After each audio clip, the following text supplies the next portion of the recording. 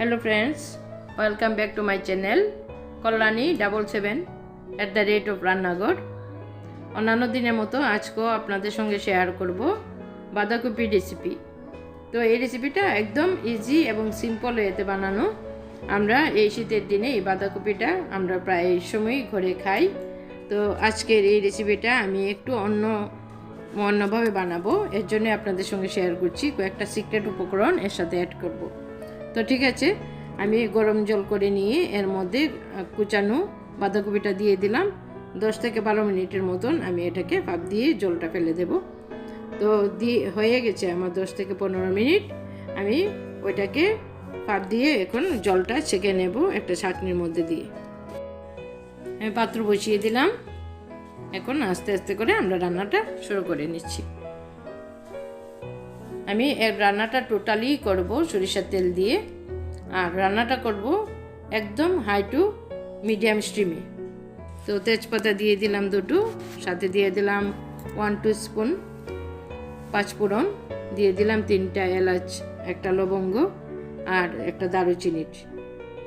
তো ঠিক আছে, তারপর একটু লালচে করে ভেজে নিলে এর মধ্যে আমরা আলুটা দিয়ে দেব।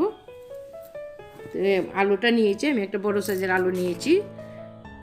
আলুটাকে কেটে এর মধ্যে দিয়ে দিলাম। তো একটু আলুটাকেও একটু লালচে করে ভেজে নেব। তারপর বাকি মশলার উপকরণগুলি আমি একে একে করে সবগুলি দিয়ে দেব। তো এই শীতের দিনে আমরা এই বাঁধাকপিটা খাই, নানানভাবে বানিয়ে খাই। তো আদাটাও আমি দিয়ে দিলাম 1 টিস্পুনের মতন আমি আদা দিয়েছি এখানে।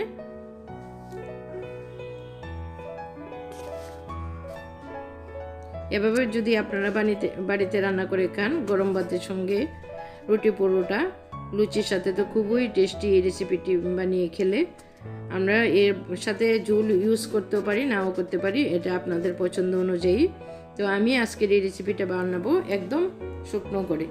তো দিয়ে দিলাম 1/2 চামচের মতো জিরা, 1/2 চামচের মতো ধনিয়া, 1/2 চামচের মতো দিয়ে দিলাম লাল লঙ্কার গুঁড়ো, আর দিয়ে দিলাম 1/2 চামচের মতো হলুদ গুঁড়ো, আর একটু নুন দিয়ে দেব 1/2 চামচের মতন।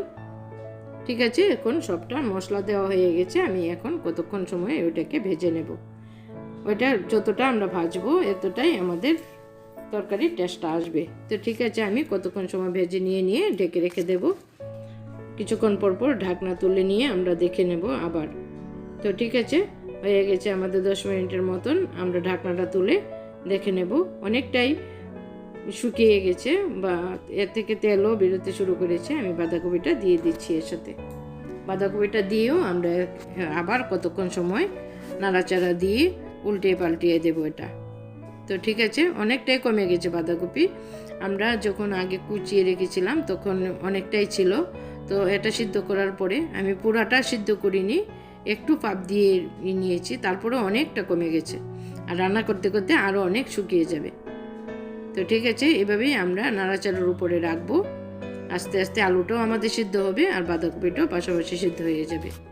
ঠিক আছে, আবার ঢেকে রেখে দিলাম কতক্ষণ সময়ের জন্য। এইভাবেই আমরা কিছুক্ষণ পর ঢাকনা দিয়ে রাখবো, আর তরকারিটাকেও ফ্রাই করে নেব যেন সবটা মশলার সাথে আমাদের সেই রেসিপিটা মিলে যায়। তো ঠিক আছে, এইভাবে আমরা রান্নাটা করে নেব। তো এর আগে আমি বলে নিচ্ছি, যারা আমার চ্যানেলে নতুন হয়ে আছো প্লিজ আমার চ্যানেলটা সাবস্ক্রাইব করতে ভুলবে না। পাশে থাকা বেল আইকনে ক্লিক করবে যেন নতুন কোনো নোটিফিকেশান সবার আগে তোমার মোবাইলে চলে আসে।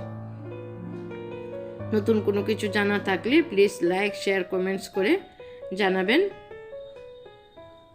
ঠিক আছে, আমাদের রেসিপিটা অনেকটাই শুকিয়ে গেছে। আমি 1 চামচের মতন দিয়ে দিলাম চিনি।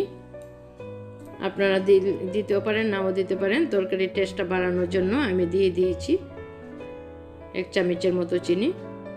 তারপরে এখন এটাকে উল্টে পাল্টিয়ে দেবো কতক্ষণ সময়। এভাবে আমি দিয়ে দিলাম 1/2 চামচের মতো গরম মশলার গুঁড়ো,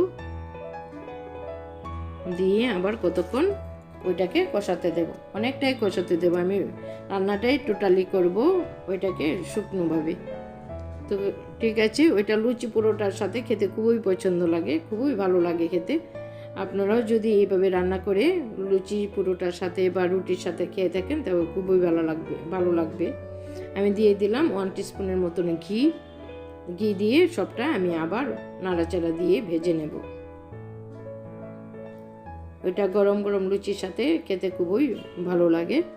বিশেষ করে সরস্বতী পূজার দিনে আমরা এই রেসিপিটা খুবই রান্না করি। তো ঠিক আছে, হয়ে গেল আমার এই রেসিপিটা। যদি ভালো লেগে থাকে প্লিজ আমার চ্যানেলটি সাবস্ক্রাইব করবে, পাশে থাকা বেল আইকনে ক্লিক করবে যেন নতুন কোনো নোটিফিকেশান সবার আগে তোমার মোবাইলে চলে আসে। ধন্যবাদ আপনাকে আমার চ্যানেলটা দেখার জন্য।